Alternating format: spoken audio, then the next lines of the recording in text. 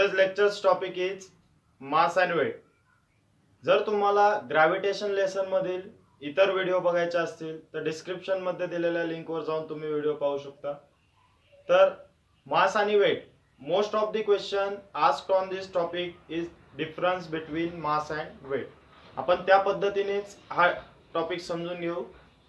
First is mass and weight. We have to see difference between mass and weight. Now first point of mass is, we will write definition of mass and definition of weight. Now mass म्हणजे the amount of matter present in an object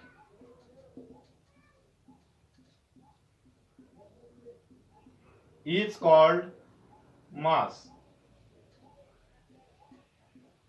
म्हणजे जेवढ्या अमाऊंटचं matter हे object मध्ये present आहे त्या अमाऊंटला mass असं म्हणतात. Then next is weight.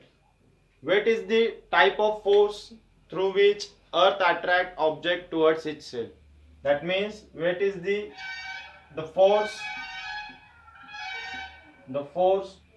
through which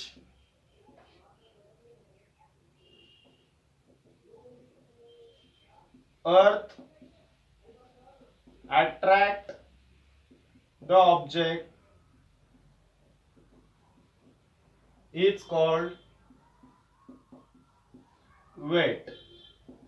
weight हा काय नसून एक टाइपचा फोर्स आहे जो अर्थ अट्रॅक्ट करतो ऑब्जेक्टला. अर्थ हा जो स्वतःकडे ऑब्जेक्टला अट्रॅक्ट करतो तो फोर्स म्हणजे वेट असतो. आपल्याला माहिती आहे force is equal to, force काय आहे, मास इंटू ॲसेलरेशन. हा फॉर्म्युला माहिती आहे आपल्याला फोर्सचा. Force is equal to mass into acceleration. But if we consider gravitational force, आता इथं अर्थ अट्रॅक्ट करतोय म्हणजे ग्रॅव्हिटेशनल फोर्स असणार आणि त्यामुळे हे ॲसेलरेशन रिप्लेस होणार ग्रॅव्हिटेशनल ॲसेलरेशन मध्ये. आणि आपल्याला माहिती आहे weight is the type of force. Weight is the type of force. That means we can write formula of W as mass into gravitational acceleration. In this we know G is equal to gm upon r square. हा formula माहिती आहे आपल्याला G चा, gm upon r square. Now second point, mass is a scalar quantity. Mass he scalar quantity. म्हणजे मास major करण्यासाठी आपल्याला फक्त मॅग्निट्यूडची गरज आहे, डायरेक्शन आपल्याला रिक्वायर्ड नाहीये. त्याच्यामुळं मास ही काय आहे, scalar quantity. And second point of weight is a vector quantity.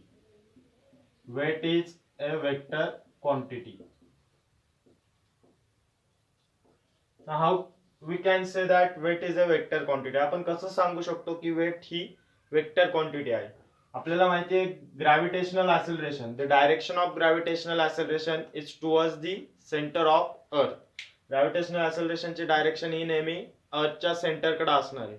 म्हणजे आपल्याला वेट फाइंड करण्यासाठी magnitude as well as direction पण रिक्वायर्ड आहे. म्हणून वेट ही वेक्टर क्वांटिटी आहे. Third point, we can write it as unit of mass. नाव SI unit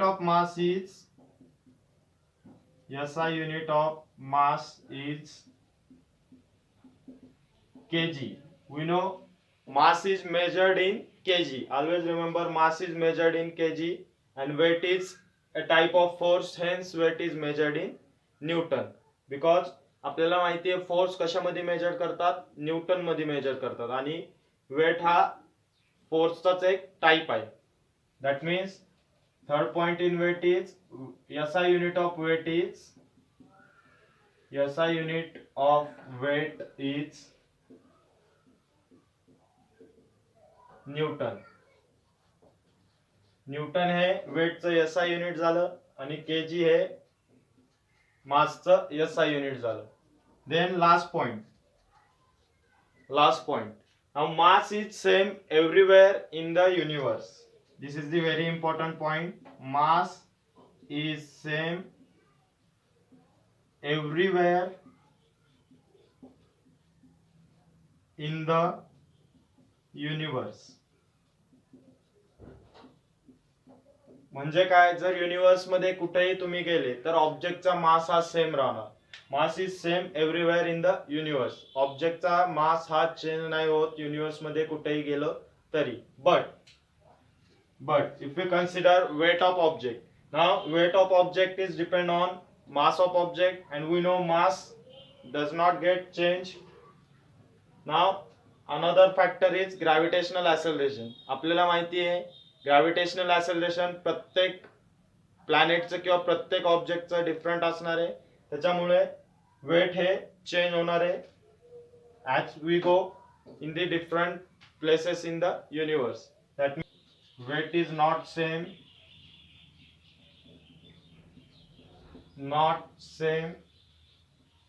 everywhere in the universe.